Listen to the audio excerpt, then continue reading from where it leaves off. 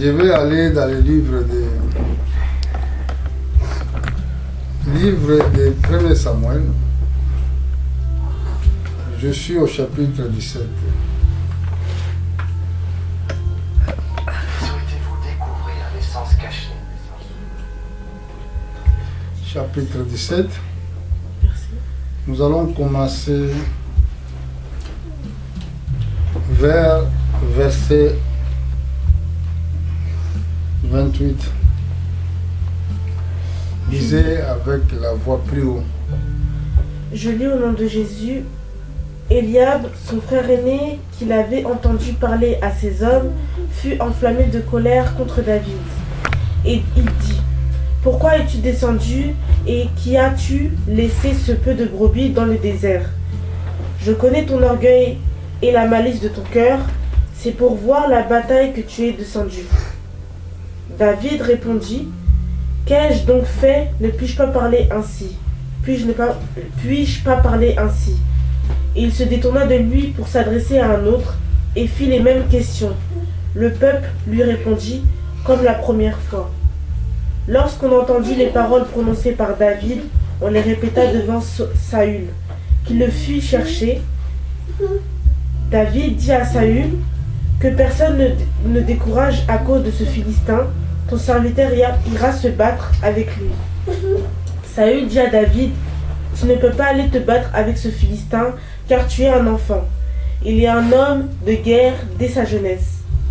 David dit à Saül: Ton serviteur faisait prêtre les brebis de son père, et quand un lion ou un ours venait enlever une du troupeau, je courais après lui, je le frappais et j'arrachais la brebis de sa gueule. Il se dressait contre moi, je le saisissais par la gorge, je le frappais et je le tuais.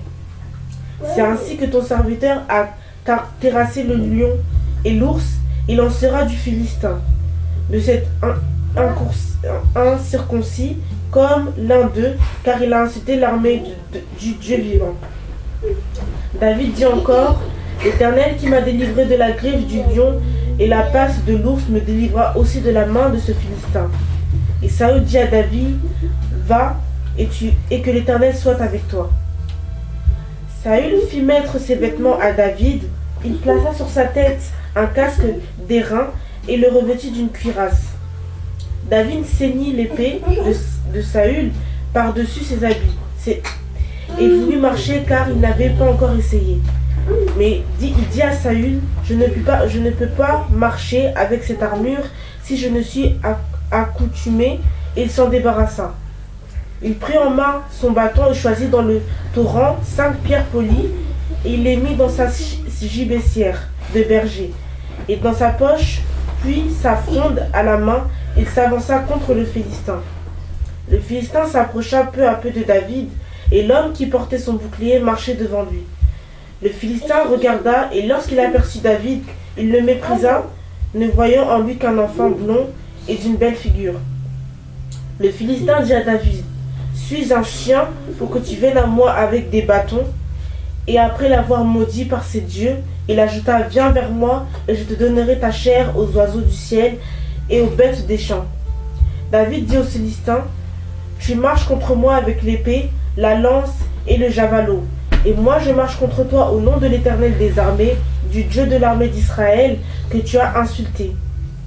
Aujourd'hui l'Éternel te livrera entre mes mains, je t'abattrai et je te couperai la tête. Aujourd'hui, je donnerai les cadavres du champ des Philistins aux oiseaux du ciel et aux animaux de la terre. Et toute la terre saura qu'Israël a un Dieu. Et toutes ces multitudes saura que ce n'est ni par l'épée ni par la lance que l'Éternel sauve, car la victoire appartient à l'Éternel, et il vous livre entre nos mains. Amen. Amen. Que Dieu vous bénisse. Amen. Prenez place et asseyez-nous. Je profite à cette occasion de saluer mes frères partout dans le monde. Je vous dis que le Seigneur Jésus-Christ vous bénisse richement. Et aujourd'hui, moi, le serviteur de Dieu Tout-Puissant, je viens pour vous apporter encore une fois l'interprétation de la parole prophétique. Aujourd'hui, nous avons l'histoire de David qui grandissait avec la parole de Dieu, qui marchait avec la parole de Dieu. Pendant que David vivait avec Dieu, il avait fait l'expérience avec le Seigneur. Il était tout jeune quand son père l'envoya pour paître les brebis. Là où il faisait le travail de paître des brebis, il a vécu l'expérience incroyable. Parce que un jour, il a vu lion approchant pour prendre les brebis. David courant vers lion, vous imaginez lion, il a tué. Un jour, il a vécu la même expérience avec l'ours. Il a tué l'ours. Et David, il reconnaissait que toutes ces victoires-là, ce n'était pas par sa force. Et c'était à cause qu'il avait la parole de Dieu. Frères et sœurs, partout dans le monde, écoutez bien. Il n'y a aucune victoire qui est possible dans votre vie si Dieu ne sera pas ensemble avec vous. Si Dieu ne marchera pas avec toi. Si Dieu ne sera pas ton collaborateur, tu ne peux rien faire sur la terre. Et c'est pour cela, quand il est parti pour confronter, quand il entendit Goliath insulta le peuple de Dieu, il avait senti une douleur dans son cœur. Parce que les circoncis, comme il a souligné cette parole de dire que comment c'est un circoncis. Vous savez, nous étions les incirconcis à l'époque de la loi. Parce que les païens, ils n'étaient pas circoncisés. Ça veut dire, dans d'autres termes, nous les païens, à l'époque de la loi des Juifs, nous étions un peuple loin de Dieu, nous n'avons pas l'alliance avec Dieu. Parce que l'alliance que Dieu avait faite avec Abraham, c'était la circoncision. Et pendant que David regardait les insultes de Goliath, il avait mal dans son cœur. Comme aujourd'hui j'entends beaucoup des hommes insultent le peuple de Dieu, insultent Dieu. Ça c'était le comportement de l'Antiquité, de ce peuple qui manque la révélation, qui manque la connaissance de connaître Dieu. Ils ont dans leur bouche la facilité d'insulter, la facilité de calomnier les gens, la facilité de parler mal. Même quand vous entendez, même dans les réseaux sociaux, un enfant de Dieu ne peut pas accepter dans sa bouche que la parole mauvaise sort. Il doit persévérer, il doit garder sa bouche dans les tout propos. Et David, il a entendu cela. Mais pendant qu'il voulait savoir réellement qu'est-ce qui se passait, son frère, vous savez, à la maison, à des fois, vous devez être dans votre famille 5 ou 6, 7 personnes. Mais ce n'est pas tous qui ont la même vocation. Ce n'est pas tous qui ont le même appel ou même envoi. Et c'est pour ça que vous devez faire attention. Même je suis ton frère. Nous sommes nés dans le même ventre. Nous avons le même père. Mais la vocation de Dieu, c'est différent. Quand Dieu appelle un serviteur de Dieu, il est choisi pas parce que vous êtes nés même père, même mère. Mais c'est une élection qui vient du ciel. Et c'est pour cela, si vous entendez les propos des frères de David, hein, le frère aîné, regarde ce qu'il a dit. Eliab, son frère aîné, qui avait entendu parler de cet homme, fut enflammé de colère contre David. Il dit, pourquoi es-tu descendu et que tu laissé ce peu de brebis dans le désert? Je connais ton orgueil et la malice de ton cœur. C'est pour voir la bataille qui est descendu. Il a oublié que son père de David, qui envoya David pour aller donner la nourriture à ses frères qui étaient à la bataille devant les champs de combat. Mais David, il était intéressé à cet Philistin à cause des paroles blasphématoires, que je peux dire, quand l'homme insultait Dieu. Là, nous allons voir la différence à celui qui avait la foi et celui qui avait la parole de Dieu. Comment il peut se défendre pendant que les Philistins menaçaient les Israélites. Alors, les propos étaient arrivés jusqu'à Saoul. Écoutez, au verset 32, la Bible dit, David dit à Saoul que personne ne se décourage à cause de ces Philistins. Ton serviteur irait se battre avec lui. Donc il avait la décision, il avait la foi. Ce n'est pas, il parlait seulement à l'air. Il savait que Dieu était avec lui. C'est très important pour les croyants comprennent que Dieu il est avec vous pendant que si vous le croyez. Saoul dit à David, tu ne peux pas aller te battre avec cette Philistin, car tu es enfant. Voilà. Même Saoul ne croyait pas. Tu es enfant. Y a-t-il un homme de guerre de sa jeunesse? Il parle de Philistin était l'homme de guerre depuis sa jeunesse. David dit à Saoul, ton serviteur, faisant paître les brebis de son père, car, oui, et quand un lion ou un ours venant enleva un des troupeaux, je courais après lui, je l'ai frappé, je l'ai raché la brebis dans sa gueule. Si s'adressant contre moi, je le saisissais par la gorge, je le frappais et je le tuais. Donc, là, David, il commençait à rencontrer ses expériences avec Dieu. Écoutez, frère, partout où je me passe, partout où je prêche la parole de Dieu, je rencontre les expériences que Dieu a fait avec moi.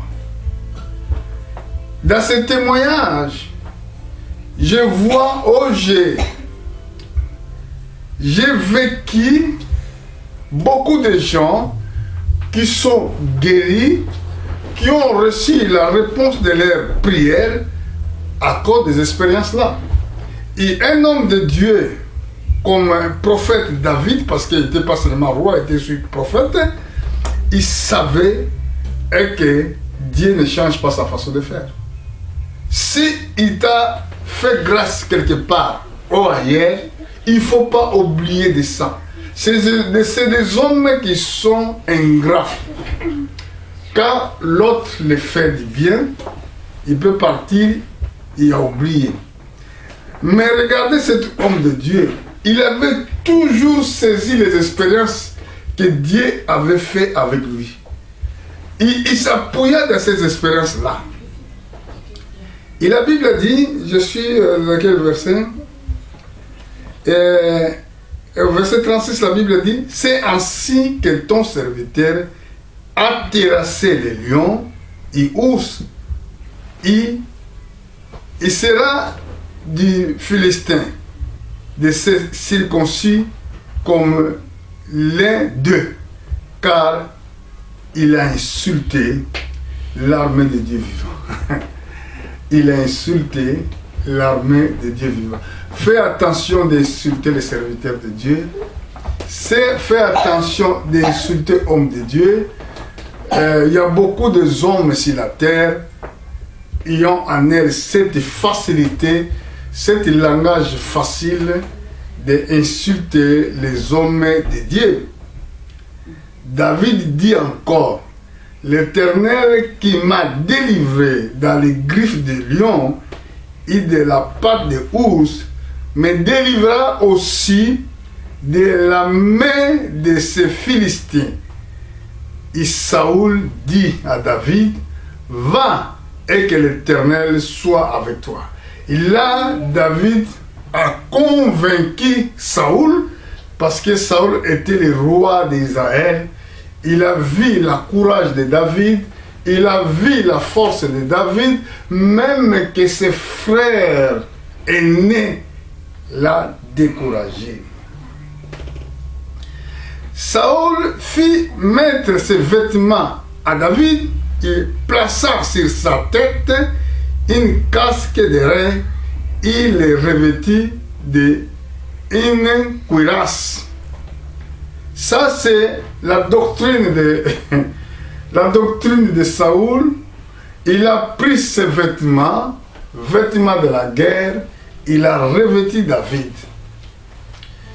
David ceignit l'épée de Saoul par-dessus ses habits. Il voulait marcher car il n'avait pas encore essayé.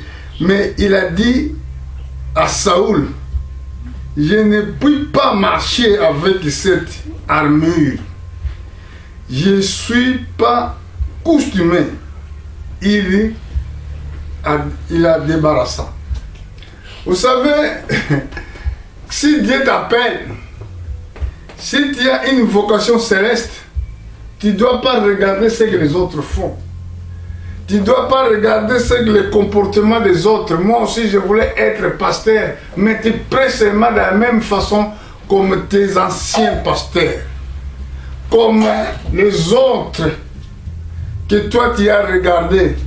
Mais non, si réellement Dieu t'appelle, il va t'inspirer avec quelque chose de nouveau. Il va te montrer comment il va travailler avec toi. Parce que Dieu change le temps et les circonstances. Dieu, il change aussi les dispensations. Ce n'est pas l'ancienne dispensation qui était auparavant, c'est la même dispensation que nous allons prêcher dans cet temps de la fin. Et c'est pour cela que nous avons des guerres avec d'autres serviteurs, par exemple, nos ancêtres ou nos pères qui prêchaient devant nous avant. Ils veulent que nous continuions à faire le travail comme eux. Ce n'est pas possible. Ici, nous avons vu les costumes pour aller bagarrer faire la guerre avec les Philistins. Il doit s'habiller selon ce qui était les coutumes de tous. Mais David, il s'est débarrassé avec tout ça, tous ces systèmes-là que Saoul avait mis à sa disposition. Pourquoi aujourd'hui, quand je prêche le message prophétique, je dis que les saintes scènes que vous recevez dans votre église, c'est contre les Écritures. Parce que vous le faites des jours. Une fois qu'elle était la nourriture, faites le soir. Vous mangez les biscuits. La Bible déclare que c'était le pain sans le vin. Vous prenez les boissons sucrées. Ce n'est pas ça en fait. C'était la vigne. Oh, le vin. Hein? Pourquoi le vin? Pourquoi le pain sans le vin? Donc Dieu, il est la parole de Dieu. La parole de Dieu, Dieu ne change pas. Mais quand vous mettez un petit levain, je ne sais pas si j'ai bien dit, un petit levure dans la pâte, vous allez voir que la pâte, ça va se transformer. Mais si vous le laissez comme ça, la pâte, sans levure, donc la pâte sera toujours le même. Bon, le vin symbolise le péché. Le levure, pardon, symbolise le péché. Donc le péché transforme l'humanité. Le péché transforme les humains. Mais si Dieu est la parole, Jésus-Christ est le pain de vie, le pain, vient à travers la farine. Donc, ça veut dire que Dieu ne change pas sa façon de faire. C'est pour ça qu'il parle des vins, des levures, pardon. Et quand on prend les boissons comme était le vin, Vin, ça veut dire c'est une boisson qui se... qui s'abîme pas, merci. Vous pouvez garder même si la terre pendant 1 an, 2 ans. Vous allez chercher après 2 ans ou 3 ans, après vous allez voir c'est le même. C'est exactement le sang de Jésus, depuis qu'il était coulé au croix de Calvaire, jusqu'à aujourd'hui, il est le même. Il pardonne, même, il a efficacité de pardonner nos péchés, même jusqu'à aujourd'hui. C'est pour cela, tout ce qui est écrit dans la Bible, il y a une grande signification. Et c'est pour cela, pour moi, tout système que vous placez dans les églises, de boire, de prendre dans les places de pain, sans levure, sans levain, ça veut dire vous pratiquez la doctrine de Marc de la bête. Ce n'est pas la doctrine de Christ. Je m'adresse à toutes les églises qui font cela, de prendre les biscuits pour manger pendant quand il fait le jour. Ça veut dire c'est la marque de la bête. C'est l'enseignement de bête. C'est l'enseignement de la marque de la bête. Ce n'est pas la doctrine de Christ. Si vous prenez les boissons sucrées, au lieu de prendre le vin, ça veut dire que vous n'acceptez pas aussi la mort de Christ à la croix. Vous rejetez la doctrine de Christ. C'est pour cela ici, David a se débarrassé des systèmes que Saoul utilisait pour aller se battre.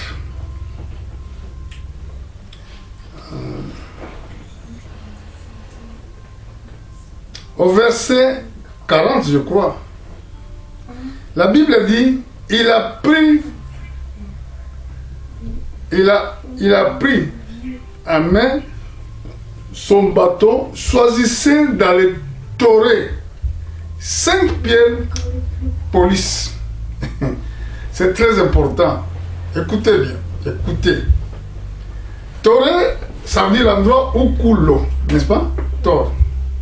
C'est là où David, il est parti chercher les 5 pierres. Pourquoi? Jésus-Christ est source de l'eau vive. La Bible dit, quand il était dans les fontes, sources, c'est là qu'il a trouvé la femme samaritaine. Il a demandé l'eau à cette dame. Il a dit, donne-moi de l'eau. Mais la dame répondit, vous, les Juifs, et nous, les Samaritains, on ne se parle pas. Et Jésus continue à parler avec cette dame. Il a dit, si tu savais qui parlait avec toi, tu voulais dire que donne-moi l'eau. C'est toi qui voulais demander l'eau. Vous voyez, Jésus-Christ, il s'est identifié comme l'eau de vie. Il parle des sources de l'eau de vie. Parce que la parole de Dieu est l'eau de vie. Et c'est là que David, quand il a compris où il doit trouver les pierres c'est l'image des fondements de l'église, il est parti chercher où? Dans les torrents d'eau. 5 pierres, pourquoi? Les 5 pierres, c'est le fondement de l'église. Et cette église qui est bâtie dans l'enseignement des apôtres, nous avons 5 ministères. Nous avons ministère apostolique, prophétique, apôtre, prophète, docteur, pasteur, évangéliste. Tu ne peux pas bâtir une église avec 2 ministères seulement, ça ne marchera pas. Tu ne peux pas bâtir une église avec un seul don de pasteur, ça ne marchera pas. Dans cette église qui est image du corps de Christ, il doit être fondé dans la pierre angulaire qui est Christ. Et l'église doit être bâtie dans les fondements, dans le fondement des apôtres, que Jésus-Christ lui-même est la pierre angulaire. Alors c'est pour cela l'image de Saint-Pierre que David avait pris pour aller confronter l'ennemi. Tout ça c'était prophétique. Quand on continue à interpréter les chiffres 5, nous allons voir aussi Dieu quand il fait les choses, quand il a créé le monde, il n'a pas créé par hasard. Il a créé le monde avec 5 continents. Pendant que le monde a été créé avec 5 continents, et c'est pour cela, la parole de Dieu doit sauver l'humanité tout entière. Quand il parle de l'humanité tout entière, ça veut dire tous les 5 continents, il doit écouter la parole de Dieu. Amen. Amen. Je ne sais pas si vous me comprenez, ou bien non. Nous allons continuer à expliquer le chiffre 5 pour voir pour quelle importance des chiffres 5 dans les Écritures, dans la Bible. La Bible ne parle pas seulement hasard. Tous les chiffres qui est cité dans la Bible, il y a une grande signification. Et c'est pour cela que nous avons besoin des apôtres, des prophètes, des docteurs, afin qu'ils nous révèlent les choses de Dieu, les mystères cachés. Et vous avez lu, si vous continuez à lire, vous allez voir qu'à la fin, David, il a dit ce qu'il avait dit, je crois, au verset à la fin. Je ne sais pas si... Je monte au verset 49. La Bible dit, il a mis dans sa gibecière, il a pris une pierre, il la lança avec sa front, il a frappé les Philistins. Mais je voulais trouver l'endroit, c'est au verset 47, il dit, toutes ces multitudes sauront que ce n'est ni par l'épée, ni par lance que l'Éternel sauve. Vous avez bien compris? Malgré qu'il avait des pierres, malgré que le peuple d'Israël, il avait des lances de combat, mais lui, en confrontant les Philistins qui est l'image de Satan, il a dit, et toute cette multitude saura que ce n'est ni par l'épée, ni par lance, que l'Éternel sauve. Car la victoire appartient à l'Éternel. Il vous livrera entre nos mains. Celui qui voulait vaincre sur la terre, celui qui voulait vaincre sur les batailles, celui qui pense entrer au ciel, la victoire ce n'est pas dans ta philosophie, ni dans ta façon de penser. Ici, David nous a expliqué que la victoire appartient à Dieu. C'est pour cela que Jésus, dans le livre de Jean, il avait souligné que sans moi, vous pouvez absolument rien faire. Il y a beaucoup de gens, ils veulent réussir dans la vie. Mais Jésus-Christ ne se trouve pas au centre de leur projet. Si je vais regarder rapidement dans le livre des Psaumes, chapitre 37, écoutez ce que les Écritures disent.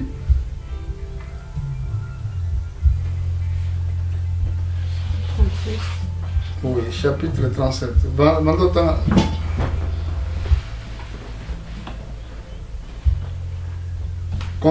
Commencez à verset 1. De David, ne t'irrite pas contre les méchants, n'envie pas à ceux qui font le mal. Car ils sont fauchés aussi vite que l'herbe, ils se flétrissent comme le gazon vert. Confie-toi en l'Éternel et pratique le bien, et le pays pour demeure et la fidélité pour pâture. Fais de l'Éternel tes délices, et il te donnera ce que ton cœur désire. Recommande ton sort à l'Éternel, mets en lui ta confiance, il agira. Il fera paraître ta justice comme la lumière et ton droit comme le soleil à son midi. Amen. Regardez celui qui avait vécu expérience avec Dieu. Il a dit, confie-toi à l'Éternel et pratique les biens. Aille le pays pour demeure et la fidélité pour pâturage. Celui qui se confie à l'Éternel, qui fait à lui sa confiance, c'est vrai. Quand à ce jour il va se révéler, tu seras avec lui dans la gloire. Parce qu'il a promis, confie-toi à l'Éternel et pratique les biens. Donc marche avec la parole de Dieu. Marche avec Dieu. Aille le pays qu'il parle ici, c'est le ciel. Pour demeure et la fidélité pour pâturage. La fidélité servira comme ta nourriture. Et la Bible dit, fais de l'Éternel tes délices. Il te donnera ce que ton cœur désire. Recommande ton sort à l'Éternel, mets à lui ta confiance. Il agira. Le problème c'est qu'il y a peu de gens qui mettent leur confiance à Dieu. Ils mettent leur confiance dans les études. Ils mettent leur confiance dans leurs capacités intellectuelles. Mais ils ne mettent pas confiance à Dieu. C'est ça qui est terrible. Mais je vais revenir pour le chiffre 5. Nous avons vu que David prenant les 5 pierres, nous avons essayé d'expliquer, c'était le fondement pour aller se battre, même pour fonder l'œuvre de Dieu, pour commencer l'église de Christ. Il faut le faire, tu dois prendre les 5 pierres, c'est très important. Les 5 pierres symbolisent le monde. Les 5 pierres symbolisent le nom de Jésus-Christ. Parce que le nom de Jésus-Christ porte 5 lettres. Et nous savons que si vous avez regardé dans la Bible, vous allez voir que souvent il parlait des chiffres 5. Nous allons voir ça rapidement. Regardez par exemple le livre de Matthieu chapitre 14, verset 17.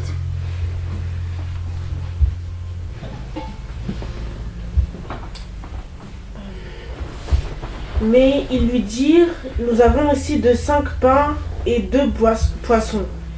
Il dit, apportez-les-moi.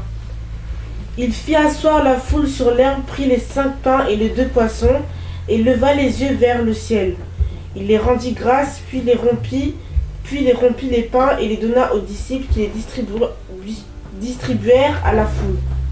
Tous mangèrent et furent rassasiés, et on emporta 12 paniers pleins des morceaux qui restaient. Ceux qui avaient mangé étaient environ 5000 hommes, sans les femmes et les enfants. Aussitôt après, il obligea les disciples à monter dans la barque et à passer avant lui de l'autre côté pendant qu'il renverrait la foule. Amen. Ici, c'est prophétique aussi. Jésus était dans le désert, il portait la parole de Dieu, mais les foules étaient vraiment affamées. Il n'avait rien à manger. Et les apôtres, il a posé cette question à notre Seigneur, on va renvoyer ces foules, ils n'ont rien mangé. Jésus a dit, ce que vous avez, donnez-le. Donnez-le vous-même à manger. Mais les apôtres ont répondu, nous avons 5 pains et 2 poissons. En regardant, si vous lisez comme ça, vous allez dire, comme les Écritures disent, que les apôtres avaient 5 pains et 2 poissons. Mais finalement, prophétiquement, symbolisait quelque chose. 5 pains, ça veut dire que c'est le nom de Jésus. 5 pains où la parole de Dieu sera prêchée au monde. Et les poissons a été 2. Pourquoi 2 poissons? 2 poissons. Jésus avait dit à l'apôtre, quand il a appelé Pierre, il a dit que je te ferai pécher des hommes. Parce que l'apôtre Pierre, il était pécheur. Mais quand Jésus-Christ l'appelle, il a dit que je te ferai être le pécheur des hommes. Donc, quand on regarde les poissons, on voit, c'est l'image de l'église. c'est l'image de l'évangile. Mais il y a deux poissons, pourquoi symbolisent des choses. Symbolise les brebis et les boucs. À la fin, il se présentera devant le tribunal de Dieu, afin que chacun reçoive ce qu'il avait semé sur la terre. Il y aura des brebis, il y aura aussi des boucs. Deux groupes, il se présentera ce jour-là. Des brebis, les vrais croyants, et les boucs, c'est des mauvais chrétiens qui se comportent bizarrement, qui ne se comportent pas dignement selon la parole de Dieu. Bon, là, vous avez bien compris, il ne s'agit pas seulement de 5 pains, mais 5 pains symbolisaient prophétiquement le monde entier, hein, la nation tout entière, le monde entier, qui doit écouter la parole de Dieu. Mais je vais voir aussi le mystère des chiffres 5. Regardez par exemple au verset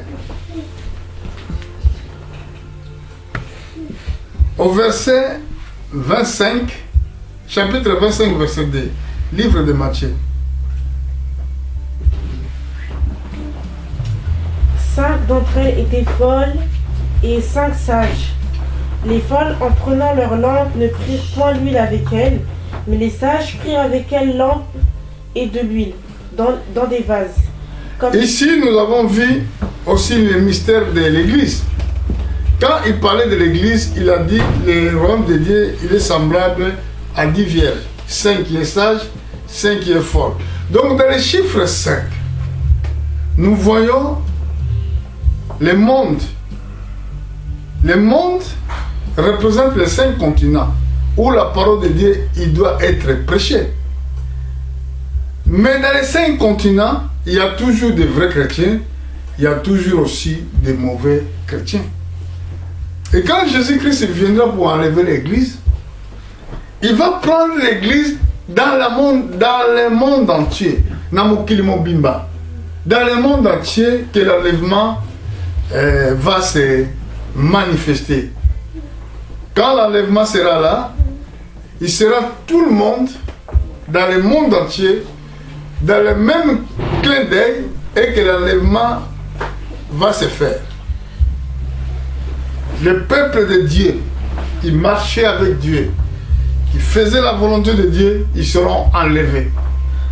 Mais pendant que l'enlèvement aura lieu, dans le monde entier, ça va entrer la famine de la parole.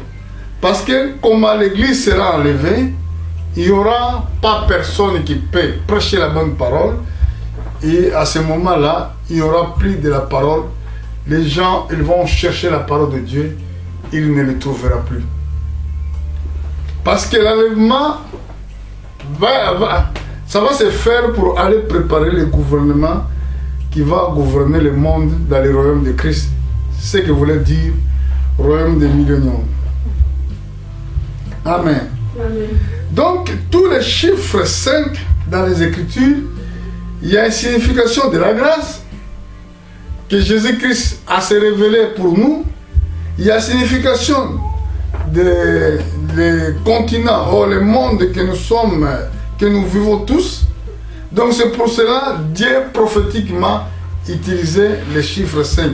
Même que les gens ne savent pas, même la révélation, ce n'est pas été donné dans notre temps, mais ça c'est la révélation divine, et que chiffre 5 représente le monde entier, représente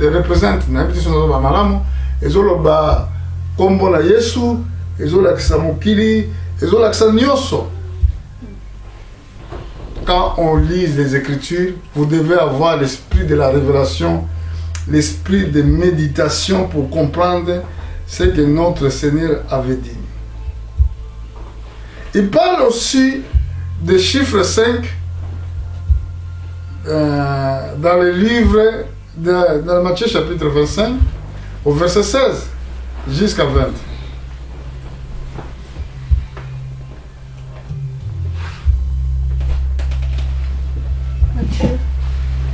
25, 16 à 20. Aussitôt, celui qui avait reçu les 5 talents s'en allait, les fit valoir, et il gagna 5 autres talents. De même, celui qui avait reçu les 2 talents en gagna 2 autres. Celui qui en avait reçu qu'un alla faire un creux dans la terre et cacha l'argent de son maître. Longtemps après, le maître de ses serviteurs revint et leur fit rendre le compte. Celui qui avait reçu 5 talents s'approcha, en apportait 5 autres talents. Il dit: Seigneur, tu m'as remis 5 talents, voici, j'en ai gagné 5 autres. Son maître lui dit: C'est bien, bon fidèle serviteur. Tu as été fidèle en peu de choses, je te confierai beaucoup entre la joie de ton maître. Celui qui avait reçu les 2 talents s'approcha aussi, et il dit: Seigneur, tu m'as remis 2 talents, voici, j'en ai gagné 2 autres. Son maître lui dit: C'est bien, mon bon fidèle serviteur, tu as été fidèle en peu de choses, je te confierai beaucoup, entre dans la joie de ton maître. Celui qui n'avait reçu qu'un talent s'approcha ensuite, il dit: Seigneur, tu savais que tu es un homme dur, qui moissonne, tu n'as pas semé, qui amasse, ou tu n'as pas vanné. J'ai eu peur et je suis allé cacher ton talent dans la terre, voici, prends ce qui est à toi. Son maître lui répondit: Serviteur méchant et paresseux, tu savais que je moissonne où je n'ai pas semé, et j'amasse où je n'ai pas vanné. Il te fallait donc remettre mon argent au banquier, et mon retour, j'aurais retiré ce qui est à moi avec un intérêt. Amen. Amen. Là, il parle aussitôt de ceux qui reçoivent le don de travailler dans le ministère. Il y a des autres qui ont reçu plus de 5 dons, comme il a en elle, ministère apostolique, prophétique, doctorat, évangélique et pasteur aussi. Il y a des autres qui reçoivent 2 ou 3 ministères. Donc, ce mystère-là que vous recevez de la part de Dieu, vous devez travailler avec. Vous devez continuer à prêcher. Vous devez continuer à travailler par le Seigneur. Ça ne sert à rien que tu es pasteur, il te se cache. Quand tu arrives à un endroit, tu n'arrives même pas de prêcher. Tu es évangéliste, tu ne voudrais pas que les gens connaissent que tu es pasteur, ou tu prêches la parole de Dieu. Beaucoup de gens, ils se comportent de cette façon. Ils ne voulaient pas que les gens sachent qu'ils prient Dieu. Ils ne voulaient pas que les gens sachent qu'ils servent Dieu. Mais quand vous avez reçu don de la part de Dieu, vous devez prêcher. Vous devez dire au peuple de Dieu par rapport au don que Dieu vous a accordé. La Bible dit: celui qui aura honte de mes paroles, moi aussi, j'aurai honte de lui. Si aujourd'hui, vous avez honte de dire à vos collègues, à vos familles et à vos chefs, vous recusez ou refusez de les prêcher l'évangile, Dieu va vous demander le compte pour ce que vous n'avez pas fait. Et c'est lui que nous avons vu qu'il est parti cacher les dons. Il a dit que je connaissais que tu es chef rigoureux, je ne peux pas. Il a donné l'explication que vous avez lu tous. Ça veut dire qu'il était condamné, il était envoyé en enfer pour qu'il n'a pas travaillé par Dieu. Quand vous avez don de Dieu, vous devez porter la parole de Dieu. Comme moi je l'ai fait, même je ne parle pas bien la langue française, j'essaie de le faire. Parce que je sais que Dieu vous donnera l'intelligence de comprendre ce que je suis en train de vous prêcher. Alors, si je ferme ma bouche, personne n'entendra. La Bible dit: comment invoquera-t-il le nom de Jésus s'il n'y en a pas quelqu'un qui prêche? Donc, il doit avoir les prédicateurs pour porter la parole de Dieu. Mais Satan, qu'est-ce qu'il fait? Il vous donne l'esprit de timidité. Vous êtes timide pendant que, surtout quand vous voyez que quelqu'un qui se présente devant vous comme une grande personne, vous avez peur de le parler. Mais ça voulait dire que vous n'avez pas fait l'expérience avec Seigneur Jésus. Devant toi, vous ne devez pas voir quelqu'un qui est grand devant vous. Vous êtes là pas pour manquer de respect aux gens. Vous devez respecter tout le monde. Mais avoir l'attitude d'un serviteur qui n'a pas peur. Il peut témoigner la parole de Dieu sans avoir crainte. Parce que nous n'avons pas reçu l'esprit de la crainte. Mais nous avons reçu l'esprit de l'amour et nous confessons Jésus-Christ clairement avec tout l'amour de Dieu qui est renversé dans nos cœurs. Soit tu es président, tu écouteras la parole de Dieu. Tu es ministre, tu écouteras la parole de Dieu. Parce que Dieu, il est unique, il est grand. C'est pour cela que David a dit, la victoire ne vient pas à travers de la force que vous avez, à travers de l'épée, à travers de votre éducation, à travers de tous les bacs que tu as eu dans la vie. La victoire vient de la part de Dieu.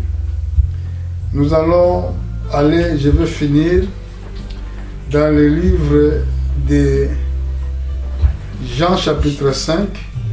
Je vous parle du chiffre 5. Ça veut dire le chiffre de fondement. Pour commencer à bâtir un travail, tu dois mettre le fondement à sa place. Donc l'église doit être, les serviteurs de Dieu doivent poser le fondement des apôtres. Sinon, ça ne marchera pas. Lisez un peu, vous allez voir ce que la Bible dit. Jean chapitre 5, verset 2. Jean chapitre 5, commencez vers verset 2. Or, à Jérusalem, près de la porte des brebis, il y a une piscine qui s'appelle en hébreu Bethesda et qui a 5 portiques. Sous ces portiques étaient couchés un grand nombre de malades, des aveugles, des boiteux, des paralytiques qui attendaient le mouvement de l'eau. Ah, vous voyez? Parce que tout ce qui était en Jérusalem, c'était prophétique. Jésus, un jour, il est monté en Jérusalem. Quand il a monté à Jérusalem, il ne se plaçait pas à toutes les places. Il est parti juste où son nom a été identifié. Or, à Jérusalem, près de la porte des brebis. Vous comprenez? Ça veut dire, Jésus a monté près des portes des brebis. C'est le nom qui était donné, porte des brebis. Il y a une piscine. Voilà, nous trouvons encore là. Une piscine qui est appelée en hébreu Bethesda. Bon, dans cette piscine qui s'appelait Bethesda, je crois, je vais regarder l'étymologie après de Bethesda, ça veut dire quoi? C'est que si vous avez l'internet, c'est possible pour le faire tout de suite. Si vous n'avez pas, nous allons voir ça plus tard. Il y avait 5 portiques, vous voyez, 5 portiques. Sous ces portiques-là étaient couchés un grand nombre de malades. Donc, ils ont mis un grand nombre de malades dans ces portiques, dans ces portes. Des aveugles, des boiteux, des paralytiques qui attendaient le mouvement d'eau. L'eau qui symbolise la parole de Dieu. Et les gens, ils doivent entendre le mouvement d'eau. Mouvement d'eau, quand l'eau bougeait, parce que l'ange de l'Éternel descendait pour mouvoir l'eau, et la première personne qui rentrait, il était guéri. C'est l'image de l'évangile. L'eau, c'est ça que nous sommes en train de prêcher, la parole de Dieu. Ange symbolise l'homme de Dieu qui va bouger l'eau, qui va bouger la parole. Mais la première personne qui va saisir cette parole, qui va croire à cette parole, il est guéri. Ce n'est pas qu'il vient seulement aujourd'hui à l'église. Mais si tu saisis l'opportunité de la parole, quand tu es en train d'entendre la parole, si tu saisis l'opportunité, alors tu seras guéri. Là, le problème, on ne comptait pas quelle sorte de maladie qu'il y a. Avoir les maladies de cancer, diabète, toutes les sortes de maladies. Quand tu attends seulement les mouvements d'eau, tu dois se lancer. Et quand tu écoutes cette parole, tu dois profiter pour saisir l'opportunité. Et c'était l'ombre de Christ. Parce que à son nom que nous sommes guéris. À son nom que nous recevons le pardon des péchés. Son nom porte les 5 lettres. Et cette lettre représente les continents. 5 continents, pardon. Et ces 5 continents-là se trouvent toutes les personnes souffrant. Dans le monde entier, il y a toutes les personnes qui souffrent dans les 5 continents. Pendant que vous entendez les mouvements d'eau, vous devez saisir l'opportunité. Mais là, on a vu dans cette piscine de Bethesda, vous avez trouvé l'étymologie? Dans la piscine de Bethesda, il y avait 5 portiques. Donc, dans cet évangile qui est prêché dans le monde, cet évangile qui est prêché parmi les envoyés de Dieu, si tu entends cette parole, si tu vas croire dans ce message, ça veut dire que tu es en train de croire dans le mouvement d'eau, si tu vas se lancer, tu vas être guéri ou sauvé. Voilà la raison pour laquelle tout ce qui était marqué dans ces Écritures, c'était prophétique. C'était le fondement. C'était le message prophétique. Je vais donner encore un verset. Je crois dans le livre d'Éphésiens, là je vais terminer. Éphésiens chapitre 4, si je ne me trompe pas. Je vais aller là-bas pour voir ce que la Bible va nous dire.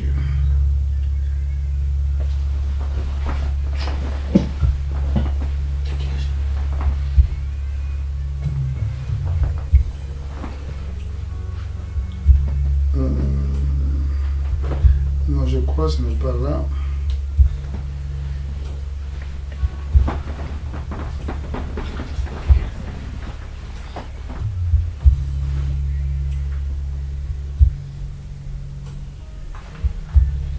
Je suis au verset 19 jusqu'au verset 22. Ayant perdu tout sentiment. Non, chapitre 2, verset 19. Ainsi donc, vous n'êtes plus des étrangers ni des gens du dehors, mais vous êtes des citoyens, des saints, gens de la maison de Dieu. Vous avez été édifiés sur le fondement des apôtres et des